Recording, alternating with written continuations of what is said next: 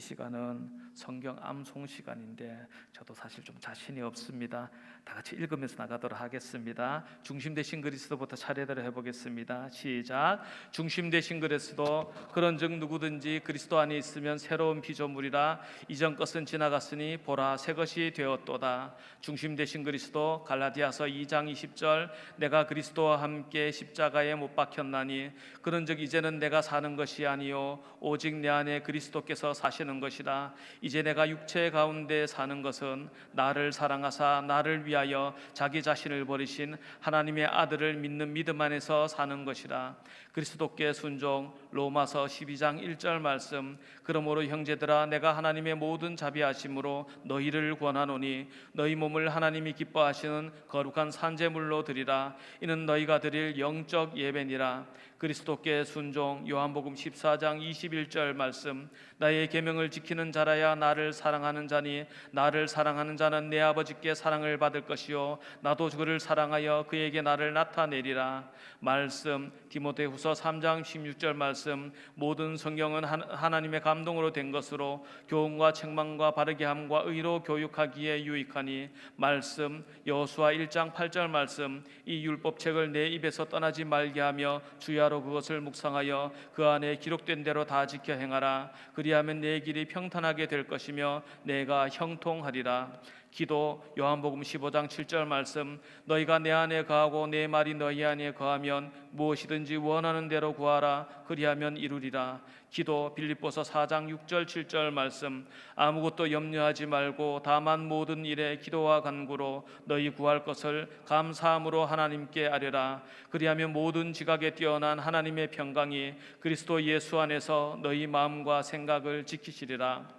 교제. 마태복음 18장 20절 말씀. 두세 사람이 내 이름으로 모인 곳에는 나도 그들 중에 있느니라. 교제. 10장 24절 25절 말씀. 서로 돌아보아 사랑과 선행을 격려하며 모이기를 피하는 어떤 사람들의 습관과 같이 하지 말고 오직 그날이 가까울수록 더욱 그리하라. 증거. 마태복음 4장 19절 말씀. 말씀하시되 나를 따라오라. 내가 너희를 사람을 낚는 어부가 되게 하리라 하시니.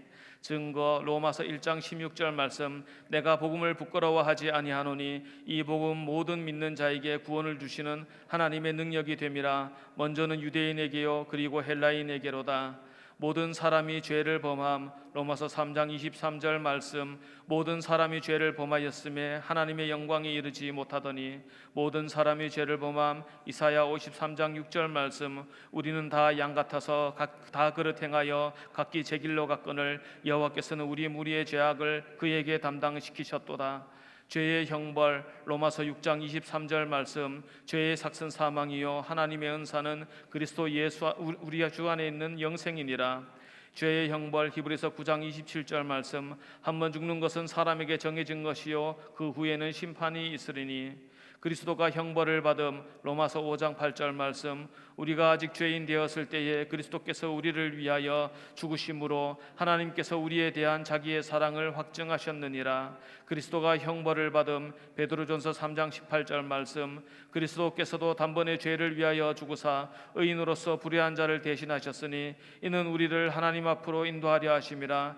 육체로는 죽임을 당하시고 영으로는 살리심을 받으셨으니 선행으로 구원받지 못함. 에베소 2장 8절 9절 말씀. 너희는 그 은혜에 의하여 믿음으로 말미암아 구원을 받았으니 이것은 너희에게서 난 것이 아니요 하나님의 선물이라.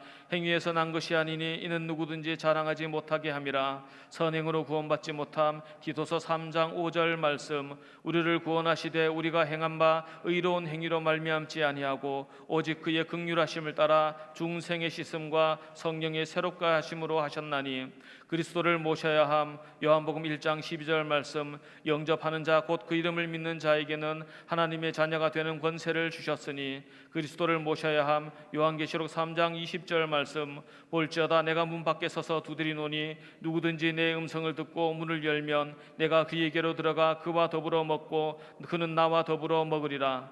구원의 확신, 요한일서 5장 13절 말씀, 내가 하나님의 아들의 이름을 믿는 너희에게 이것을 쓰는 것은 너희로 하여금 너희에게 영생이 있음을 알게 하려 함이라. 구원의 확신, 요한복음 5장 24절 말씀, 내가 진실로 너희에게 이르노니 내 말을 듣고 또 나 보내신 이를 믿는 자는 영생을 얻었고 심판에 이르지 아니하나니 사망에서 생명으로 옮겼느니라.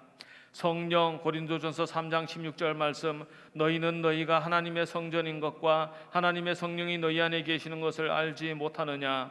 성령, 고린도전서 2장 12절 말씀, 우리가 세상의 영을 받지 아니하고 오직 하나님으로부터 온 영을 받았으니 이는 우리로 하여금 하나님께서 우리에게 은혜로 주신 것들을 알게 하려 하심이라. 능력, 이사야 41장 10절 말씀, 두려워하지 말라, 내가 너와 함께 함이라. 놀라지 말라, 나는 내 하나님이 됨이라. 내가 너를 굳세게 하리라. 참으로 너를 도와주리라. 참으로 나의 의로운 오른손으로 너를 붙들리라. 능력, 빌립보서 4장 13절 말씀, 내게 능력 주시는 자 안에서 내가 모든 것을 할 수 있느니라. 성실, 예레미야가 3장 22절 23절 말씀, 여호와의 인자와 긍휼이 무궁하심으로 우리가 진멸되지 아니함이니이다. 이것들이 아침마다 새로우니 주의 성실하심이 크시도소이다. 성실, 민수기 23장 19절 말씀, 하나님은 사람이 아니시니 거짓말을 하지 않으시고 인생이 아니시니 후회가 없으시도다. 어찌 그 말씀하신 바를 행하지 않으시며 하신 말씀을 실행하지 않으시랴. 평안, 이사야 26장 3절 말씀, 주께서 심지가 견고한 자를 평강하고 평강하도록 지키시리니 이는 그가 주를 신뢰함이니이다. 평안, 베드로전서 5장 7절 말씀, 너희는 염려를 다 주께 맡기라. 이는 그가 너희를 돌보심이라. 공급, 로마서 8장 32절 말씀, 자기 아들을 아끼지 아니하시고 우리 모든 사람을 위하여 내주신 이가 어찌 그 아들과 함께 모든 것을 우리에게 주시지 아니하겠느냐. 아멘. 수고하셨습니다. 그냥 읽는 게 훨씬 더 힘드네요. 앉아서 외울 때는 그냥 눈 감고도 반은 하겠는데 읽는 게 더 힘드네요. 목사님 빨리 돌아오세요. 저는 이전부터 설교자로서 욕망이 있었습니다. 어떤 욕망이 있냐면은 저는 하나님을 믿는 사람들이 말씀을 의지해서 행복해졌으면 좋겠다는 욕망이 있었습니다. 그리고 대다수의 성도님들도 하나님 안에서 거룩한 삶을 살고 싶다는 욕망을 가지고 계실 겁니다. 여기에다 욕망이란 단어를 붙이는 것이 굉장히 이상하지만 어쨌든 간에 우리의 욕심이기는 합니다. 그런데 이것이 잘못 쓰여지는 경우도 가끔씩은 있습니다. 그러니까 성령의 소욕이 잘못 쓰여지는 것이 아니라 성령의 소욕인 줄 알고 우리가 착각하는 경우가 가끔 있기 때문에 좀 소개하고자 합니다. 오늘 본문이 되는 이사야 58장은 하나님께서 당신의 백성에게 회복을 선포하시는 내용을 담고 있는데 그 시작이 무엇이냐? 잘못된 것을 고쳐 잡는 것부터 시작을 합니다. 그러면 무엇부터 고쳐 잡으시냐? 잘못된 신앙생활부터 고쳐 잡으십니다. 좀 더 정확히 설명하자면 금식에 대한 내용인데 본문 앞에서는 백성들이 하나님께 불만을 말합니다. 뭐라고 불만을 하냐면 하나님 왜 제게 응답을 안 해주십니까? 하는 불만을 가지고 있습니다. 그리고 그 응답이 오늘 본문의 내용인데 4절 5절 말씀을 한 번 더 읽어보도록 하겠습니다. 4절 5절 말씀, 보라 너희가 금식하면서 논쟁하며 다투며 악한 주먹으로 치는도다.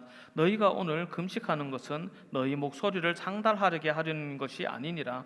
이것이 어찌 내가 기뻐하는 금식이 되겠으며 이것이 어찌 사람이 자기의 마음을 괴롭게 하는 날이 되겠느냐. 그의 머리를 갈대같이 숙이고 굵은 배와 재를 펴는 것을 어찌 금식이라 하겠으며 여호와께 연락될 날이라 하겠느냐 라고 물어보십니다. 하나님께서 하시는 말씀이 그렇습니다. 너희가 금식하면서 논쟁하고 다투고 악한 주먹으로 친다고 합니다. 금식을 하면서 힘도 좋아요. 금식하면 주먹질을 할 힘이 없을 텐데 어쨌든 간에 그렇게 한다고 합니다. 단순하게 생각하기 좋아하시는 분들은 무조건 싸우면 안 된다고 하는데 조심해야 됩니다. 그 생각도 선한 싸움은 해야 됩니다. 선한 싸움은 해야 됩니다. 믿음의 선한 싸움 해야 됩니까? 말아야 됩니까? 해야 됩니다. 대표적으로 누가 믿음의 선한 싸움을 하셨습니까? 예수님께서 하셨습니다. 믿음의 선한 싸움은 해야 되지만 쓸데없는 싸움은 하면 될까요? 안 될까요? 안 되죠. 당연한 이야기입니다. 믿음의 선한 싸움을 해야 되지만 쓸데없는 싸움은 하면 안 됩니다. 아무튼 주제로 돌아가서 금식하는 사람들의 의도에 대해서 하나님께서는 이렇게 말씀하십니다. 너희가 오늘 금식하는 것은 너희의 목소리를 상달하게 하려는 것이 아니다라고 말씀하십니다. 누구에게 상달하게 하려는 것이 아닙니까? 하나님께 상달하게 하려는 것이 아닙니다. 그러면은 누구에게 도달하도록 하는 기도입니까? 사람이죠. 사람에게 들리게 하기 위해서 기도하고 있습니다. 분명 5절 말씀에 나오는 행동들은 전통적으로 볼 때에, 회개할 때에, 금식할 때에 하던 행동들입니다. 갈대같이 머리를 숙이는 것도 맞고, 굵은 베옷을 입는 것도 맞고, 죄를 펴고 애통해 하는 것도 회개할 때, 금식할 때 그렇게 합니다. 전통적으로 그렇게 합니다. 그렇게 하면 저 사람이 애통해 하고 있구나, 통해하고 있구나, 그렇게 다 알아봅니다. 왜? 다 그렇게 해왔으니까. 다 알아봅니다. 사람이 상복을 입고 아이고 아이고 하면은 뭔 일이 났는지 누가 말해줘야 합니까? 그냥 지나가면 다 알지. 똑같은 겁니다. 다 아는 이야기입니다. 그게 맞습니다. 맞는데 하나님께서는 틀리다고 하십니다. 왜냐하면은 겉으로 보기에는 맞는데 그 속 알맹이가 틀리다는 겁니다. 우리는 이것을 간단하게 요약해서 설명하는 단어를 알고 있습니다. 뭐라고 합니까? 이런 사람을 외식하는 자라고 합니다. 신약 성경에 나오죠. 외식하는 자라고 합니다. 이런 외식하는 자들에게 하나님께서 주시는 말씀이 6절 7절 말씀인데 오늘 본문에 또 있을 겁니다. 다 같이 읽어보겠습니다. 시작. 내가 기뻐하는 금식은 흉악의 결박을 풀어주며 멍에의 줄을 끌어주며 압제당하는 자를 자유하게 하며 모든 멍에를 꺾는 것이 아니겠느냐. 또 줄인 자에게 내 양식을 나누어 주며 유리하는 빈민을 집에 들이며 헐벗은 자를 보면 입히며 또 내 고륙을 피하여 스스로 숨지 아니하는 것이 아니겠느냐. 뒤집어 말하면 스스로 숨고 다 해야 할 것을 안 하고 있다는 것을 설명하고 있습니다. 하나님께서 원하시는 것은 너희들이 굶고 흉한 옷을, 거친 옷을 입고 죄를 뒤집어 쓰고 그렇게 흉한 몰골로 사람들 앞에 자랑하는 것이 아니라 말씀대로 하나님께서 우리를 사랑하심처럼 너도 너희의 이웃을 사랑하라고 말씀하고 계십니다. 그 이야기입니다. 근데 이 본문을 보면 참 재미있는 내용을 담고 있습니다.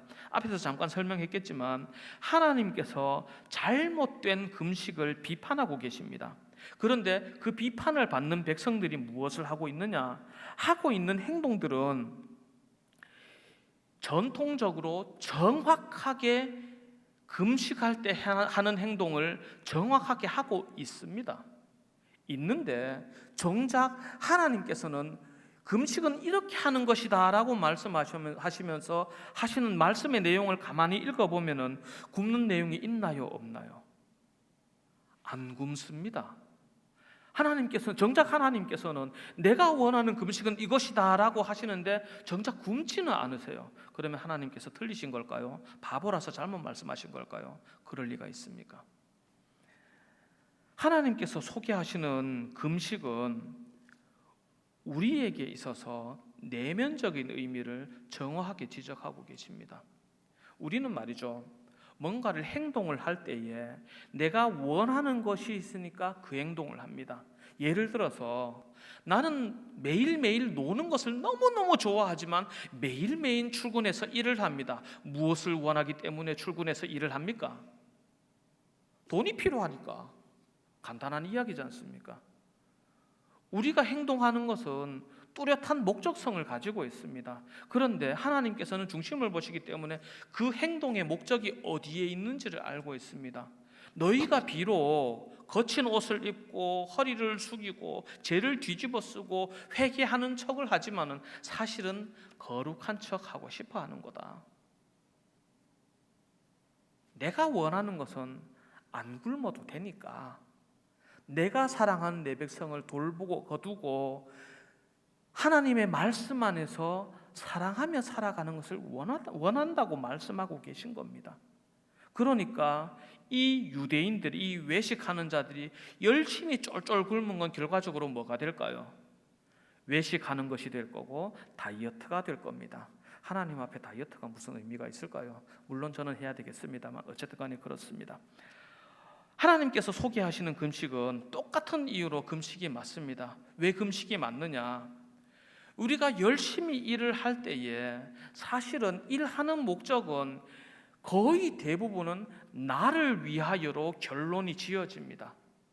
내가 좋은 옷을 입고 싶고, 내가 좋은 집에 살고 싶고, 내가 좋은 환경에서 지내고 싶고, 좋은 직장에 가고 싶고, 아니더라도 내가 사랑하는 내 자녀가 내 자녀를 좋은 학교에 보내고 싶고, 좋은 걸 입히고 싶고, 좋은 걸 먹이고 싶고, 그러고 싶으니까 우리는 열심히 일을 합니다.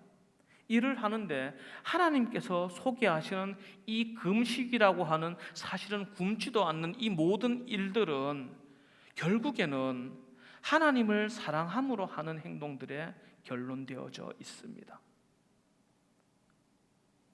그래서 단적으로 요약해서 이렇게 말할 수 있겠습니다. 밥을 굶지는 않지만 우리의 욕구를 굶습니다. 우리의 욕망을 굶습니다. 우리의 욕망에 대해서 굶어버리고 말씀 안에서 풍족해지는 겁니다. 반대로 비판받은 유대인들의 행동은 우리의 욕망에 대해서 열심히 있고 하나님께 대하여 굶고 있습니다. 그러니까 하나님께서 그게 어떻게 금식이냐? 굶고는 있다면 그게 어떻게 금식이냐? 너희의 영혼은 하나도 굶고 있지가 않은데 그렇게 굶고 죄를 뒤집어 쓰고 그러고 있으면서 사람들의 칭찬에 너희의 영혼이 기뻐하고 있는데 그게 어떻게 금식이냐? 그런 이야기입니다. 이념에 대해서 이야기를 하려고 합니다. 우리는 하나님 나라의 이념을 품고 살아갑니다. 하나님 나라의 이념을 품고 살아갑니다. 인간이 본래 지니고 있는 육신의 소욕이라는 한계를 넘어서서 하나님께서 원하시는 거룩한 길로 나아가는 사람들이라는 겁니다. 누가복음 17장을 읽어보면 21절 말씀에 이런 말씀이 있습니다. PPT 준비 안 해놨습니다. 또 여기 있다 저기 있다고도 못하리니 하나님의 나라는 너희 안에 있느니라. 그런데 우리 안에 하나님의 나라가 있나요? 해부를 해봐도 안 나올걸요. 안 나옵니다. 하나님의 나라는 돌과 흙으로 기초를 쌓는 그런 나라가 아닙니다. 하나님의 나라는 하나님의 말씀 안에서 세워지는 나라입니다. 그리고 그 말씀이 어디에 적용되어 세워지느냐? 우리의 심령에 적용되어져 세워집니다. 우리가 본래는 맛있는 것을 좋아하고 좋은 옷 입기를 좋아하고 좋은 집, 좋은 차, 좋은 직장, 좋은 것을 추구하며 살아왔지만 주님을 영접하고 나서는 우리의 삶은 극단적으로 변화됩니다. 삶의 이념이 바뀌는 겁니다. 나를 위한 개인주의적인 이념에서 하나님 나라를 위한 이념으로 변화되는 겁니다. 그래서 모든 우선순위가 하나님을 중심으로 변경됩니다. 나는 헐벗었지만 주님께서 기뻐하시면 그걸로 된 거고, 나는 부족하지만 주님께서 풍족하시면 그걸로 된 거예요. 왜 이렇게 되느냐? 이념이 바뀌었어요. 생각의 기준이 바뀌었습니다. 다 스라의 자녀분들 두셨으니까 아실 겁니다. 애가 태어나면은 우선순위가 바뀌지 않습니까? 전에는 자다가 누가 깨우면 짜증나 죽겠는데 애가 울면 어떻게 됩니까? 왜? 다 해보셨지 않습니까? 이념이 바뀌는 겁니다. 내 안에서 최우선적으로 따지던 것들이 나 자신에서 혹은 내가 좋아하는 무언가에서 하나님으로 바뀌는 겁니다. 우리는 그런 하나님의 사람입니다. 앞서 제가 하나님의 백성들을 어떻게 정의했습니까? 하나님 나라의 이념을 가슴에 품고 살아가는 사람들이라고 했습니다. 아마 이념이라는 단어가 굉장히 불편하셨을 겁니다. 불편하게 일반적으로 쓰여왔으니까 나중에 시간 나실 때 한번 검색해 보십시오. 이념이라는 단어가 무슨 뜻인지, 어떤 대상에 대해 갖는 기본적인 생각이나 관념 또는 가치관 체계를 의미합니다. 이것은 좌우를 떠나서 훨씬 이전부터, 수천 년 전부터 있어 왔던 겁니다. 원래 신천지라는 말이 있던 말입니까? 없던 말입니까? 원래 있던 말입니다. 그런데 어디 이상한 종파가 종파도 아니지, 그 이상한 이단이 튀어나와 가지고 우리 오늘날의 신천지라는 말을 쓰기가 좋습니까? 불편합니까? 똑같은 겁니다. 원래 이념이라는 그런 것입니다. 그리고 하나님의 말씀에 순종하여 산다는 것은 한 가지를 의미하는 건데, 우리의 삶이 하나님의 통치권 안에 들어간다는 것을 의미합니다. 예를 들어서 세상의 법은 너희의 이웃에게 피해를 주지 말라고 하지만 하나님의 법은 다른 말씀을 하고 계시지 않습니까? 뭐라고 하십니까? 너희의 이웃에게 피해를 주지 말라고 하지 않으시고 너희의 이웃을 너희의 몸처럼 뭐하라고 하십니까? 사랑하라고 하십니다. 우리는 다른 법을 지키고 있습니다. 더 고위의 법을 지키고 있습니다. 더 고급인 법을 지키고 있습니다. 더 상위의 법을 지키고 있습니다. 더 온전한 법을 지키고 있습니다. 법은 말이죠, 결국 말과 글입니다. 사람이 말을 꼬고 글을 꼬아서 어떻게든지 빠져나갈 틈을 만들어냅니다. 그런데 하나님의 법은 어떻습니까? 그 중심을 봅니다. 그 양심을 보고 그 마음을 보십니다. 핑계할 수가 없습니다. 우리는 그 법을 따르는 사람들입니다. 그리고 그 삶이 그렇기 때문에 우리의 삶이 이 땅을 대한민국에서 살아가고 있지만은 하나님 나라의 법을 따라가고 있으니까 우리의 삶 역시 어디를 살아가야 하겠습니까? 우리가 이 땅을 육신으로는 이 땅을 살아가지만 하나님의 나라를 살아가야 되는 겁니다. 그리스도인이라는 것은 그런 것입니다. 설교 서두에서는 이런 말을 했습니다. 저는 이전부터 설교자로서 가진 욕망이 있다고 했습니다. 저는 하나님을 믿는 사람들이 말씀을 의지해서 행복해졌으면 좋겠습니다. 저도 그렇지만 우리 성도님들도 같은 마음이실 겁니다. 세상 돌아가는 것을 보면 참 쉽지 않게 흘러갑니다. 그래서 이것은 이렇게 했으면 좋겠는데 싶은 것들이 하나씩 있을 것이고 저 역시 그러합니다. 그런데 어떻게 할 수가 없는 것이 현실이지 않습니까? 아무리 내가 옳고 당신이 틀려도 결국 당신의 인생은 당신의 것이라서 아무리 설명을 해도 이해를 시켜도 결국에는 제멋대로 살아가는 것이 다른 사람이라는 것입니다. 언젠가 한번 이런 적이 있습니다. 주일학교에 청소년부 학생이었는데 평소의 행동에 참 잘못된 부분이 있어서 이렇게 지켜보니까 얘가 언제 한번 혼이 나겠구나 싶어서 따로 불러내서 하지 말라고 타일렀습니다. 타일렀는데 하는 행동들이 앞으로 되어질 일이 마치 무슨 눈에 보이는 것 같아요. 마치 고양이가 유리병 옆에서 이렇게 유리병이 이렇게 세워져 있는데 고양이가 옆에 가만히 이렇게 앉아서 이러고 있으면 어떻게 할 것 같습니까? 톡 쳐내겠죠. 딱 그런 느낌이라서 너 앞으로 분명히 그 문제 생긴다, 하지 마라, 앞으로 이렇게 될 거다 라고 설명을 한 적이 있습니다. 그리고 그 말대로 과연 몇 년 후에 정확하게 이루어졌습니다. 여기서 퀴즈 한번 내도록 하겠습니다. 과연 그 학생은 회개했을까요? 아니면 저를 원망했을까요? 뻔하겠지만 저를 원망했습니다. 윤 전도사님이 그렇게 말해가지고 이렇게 된 거 아니에요 라고 했는데 제가 할 말이 있을까요? 없을까요? 할 말이 없습니다. 제가 틀려서 할 말이 없는 것이 아니라 저렇게까지 말을 안 들으면 해줄 말이 없어요. 삶의 증거가 다 나왔는데도 안 믿으면 어떡하겠습니까? 그러나 그것도 인생이지 않겠습니까? 남의 인생은 남의 인생일 뿐입니다. 내가 아무리 똑똑하고 정확하고 그 사람이 틀렸어도 내 마음대로 내 인생을 망치겠다고 한다면은 제가 어떻게 할 도리가 없습니다. 여러분들도 마찬가지일 것입니다. 하지만 저는 역시 미련한 사람인가 봅니다. 저는 그래도 다음 세대가 행복해졌으면 좋겠습니다. 말을 안 듣더라도 말을 하는 사람으로 남고자 합니다. 왜냐하면은 그들이 인생의 바위에 걸려 넘어졌을 때에 들었던 말이 한마디는 있었으면 좋겠기 때문에 그렇습니다. 사회적으로 보면 그렇습니다. 정치는 극도로 불안정하고 국제관계 역시 마찬가지고 경제도 엉망진창이고 남녀 관계는 진작에 원수지간이 되었고 이혼율은 거의 50%고 출산율은 전 세계 역사를 전부 통틀어도 한 번도 없는 최고 기록을 세우고 있고, 그렇기 때문에 세상적으로 소망이 없어 보여서 오늘날 다음 세대들에게 좋은 이야기를 해주려고 하니 세상적으로는 참 난감합니다.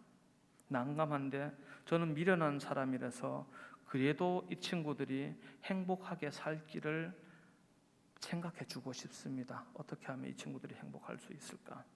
그렇게 고민을 했습니다. 사도 바울은 말이죠, 로마의 감옥에 갇혀서도 감사함으로 편지를 썼습니다. 모두가 아시겠지만 로마의 감옥이라는 것은 말이 좋아 감옥이지 엉망진창이었습니다. 왜냐하면은 2000년 전이니까, 우리나라로 치면 삼국시대 초기니까 말이 좋아 감옥이지, 일단 죄인이라서 잡아놓기는 했는데 죽건 살건 뭐 내 알 바가 아니고 그런 식으로 막 굴리는 것입니다.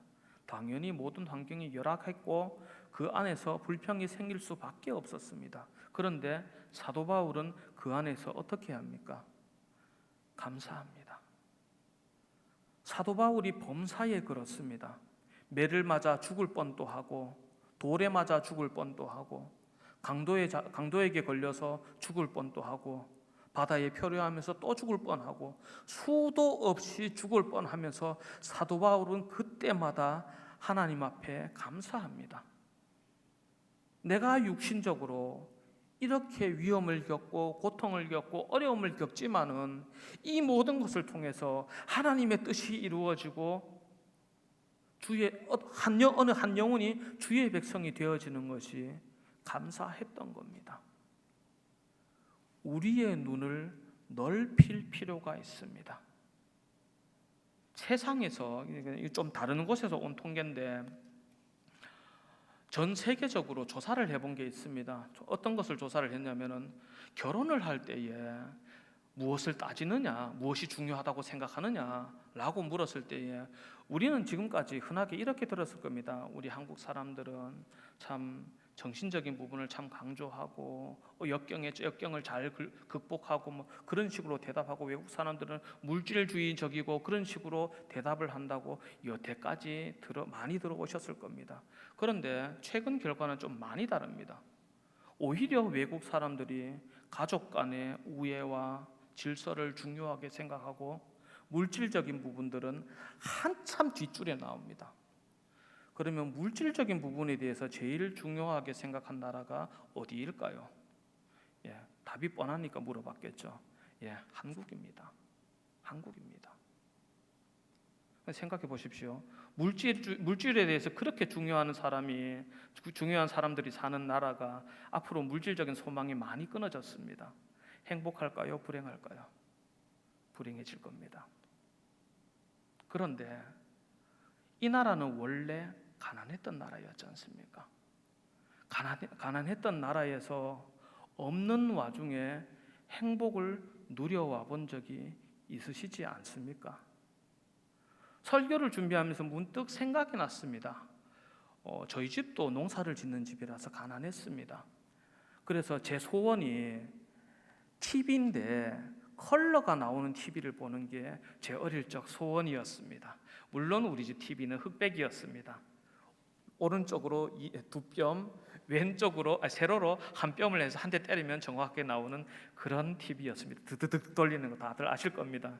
그걸 쓰고 있었습니다. 그게 소원이었고, 내 평생의 소원이 나이키 신발 한번 신어보는 게 정말 소원이었는데 고등학교 졸업할 때까지 못 신어봤습니다. 요즘에는 그냥 뭐 웬만하면 다 나이키더라고요. 나이키는 나이 많은 아저씨들이나 신지 애들은 신지도 않아요, 그런 거. 그런데 제가 어릴 적에 어머니께서 시장에 가셨다가 상표도 없는 잠바를 사오셨는데 새 거예요. 이때까지는 이제 옆집에 부잣집에서 이제 부잣집 형이 입다가 버리면 그거 주워 다 입었거든요. 근데 새 옷을 사주셨어. 너무 좋아서 그 옷을 입고 뒹굴다가 잤어요. 정말 별거 아닌데, 요즘 중국산이라고 욕하는 거 그거보다 더 못할 텐데 그래도 그게 되게 감사했어요. 그때의 기쁨이 지금 내가 기쁘다고 생각하는 것들만큼 기쁠까 생각하면은 글쎄요, 1년치를 모아도 안 될 것 같아요. 감사라는 것은, 기쁨이라는 것은 의외로 물질하고는 별로 상관이 없는 것 같습니다. 사도 바울이 온갖 물질적으로, 환경적으로 열악한 상황에 처해 있었지만은 아무 문제가 없었습니다. 그렇기 때문에 저는 다음 세대들에게 이것을 전해주고 싶습니다. 없어도 괜찮아. 없어도 괜찮아. 보시다시피 저는 상당히 뚱뚱합니다. 초고도 비만 턱걸이까지 갔다가 104kg에서 열심히 빼서 여기까지 왔는데, 여기까지 오고도 어지간한 여자분들 몸무게 2배 정도 될 것 같습니다. 그런데 그렇게 살을 빼면서 먹는 것을 바꿨습니다. 먹는 것을 채소 많이 먹어야 된다 가지고 채소 우적우적, 요즘에는 채소 잘 안 먹습니다만은 채소 열심히 먹고, 하얀 밥 먹으면 안 된다 그래 가지고 잡곡밥 먹고 열심히 먹었는데, 먹으면서 드는 생각이 있습니다. 예전에는 이 밥에 고깃국 먹는 게 소원이었지 않습니까? 제가 나이는 좀 연소한데 좀 집이 좀 가난해서 좀 고생을 좀 했습니다. 좀 이해해 주십시오. 옛날에는 이 팝에 고깃국 먹는 게 소원이었습니다. 그게 잘 먹는 거였습니다. 안 그렇습니까? 그게 잘 먹는 거였습니다. 그런데 시간이 지나고 돈을 잘 벌게 되니까는 이야기가 달라집니다. 뭐가 잘 먹는 겁니까? 잡곡밥에 채소 먹는 게 잘 먹는 세상이 되는데, 심지어 이게 더 비싸. 희한한 세상이지요. 예, 그렇습니다. 물질은 달라진 게 없는데 우리의 마음과 생각이 달라지니까 우리 안에 감사와 기쁨도 달라집니다. 이게 참 놀라운 일입니다. 그렇기 때문에 우리가 주님 안에서 우리가 어찌 살아가야 할지를 다시 한번 생각했으면 좋겠습니다. 우리가 주님 안에서 어떻게 하면 그리스도인으로 바르게 살아갈까요? 우리는 쉽게 대답할 수 있습니다. 성경은 어느 정도 아니까, 이제는 수십 년 다니면서 아니까. 그런데 왜 그렇게 선뜻하지 못합니까? 그렇게 주님 앞에 매일같이 헌신하고 예배드리는 삶이 내게 힘들다고 생각하기 때문에 그런 것 아니겠습니까? 그러나 이제는 우리의 마음을 고쳐잡기를 원합니다. 매주마다 드리는 예배가 아니라 기다렸다 드리는 예배가 되기를 원합니다. 내가 세상에서 힘들기 때문에 위로받기 위해 오는 예배가 되기를 원합니다. 내가 장로기 때문에, 내가 권사기 때문에, 내가 집사기 때문에 헌신해야 되기 때문에 나오는 것이 아니라, 하나님께서 사랑하사 붙여주신 주의 백성이 나를 통해서 이루어질 일을 필요로 하고 있기 때문에 주 안에서 사랑함으로 나오는 그런 사람 되기를 원합니다. 그리한다면은 같은 말을 하고 같은 봉사를 해도 그 결과가 달라질 줄로 믿습니다. 언젠가 한번 이런 적이 있습니다. 신방을 갔습니다. 신방을 가려고 간 것이 아니라 학생들 데리고 놀다가 학생의 엄마가 마침 이제 학생 저녁 먹으라고 부르라고 왔다가, 자기 아들 저녁 먹으라고 부르라고 왔다가 오고 보니까 학생의 애들이 다 모여 있는 거예요. 그래서 얼떨결에 당황하셔가지고 우리 집에 와가지고 밥 좀 드시고 가세요 라고 말을 잘못해버리는 바람에, 사고입니다. 사고로 아이들을 데리고 그 권사님 댁에 갔는데, 권사님께서 당황하셔가지고 집안에 있는 거 온갖 것 다 끄집어내는데 안타깝게도 끄집어낼 게 마침 없어요. 자, 주부로서 우리 주부님들 눈물 나시지 않습니까? 손님은 왔는데 내놓을 게 없어요. 그래서 내놓은 게 냉장고에 넣어놓지도 못했던 방금 밭에서 따온 뜨뜻한 포도 한 송이를 내놓으셨습니다. 그런데 하나님께서 마침 좋은 마음을 주시더라고요. 어떤 마음을 주시느냐, 다급한 와중에 꺼내시는 우리 권사님께서 사실 많은 것은 아니지만 있는 거 다 끌어내 놓으신 거잖아요.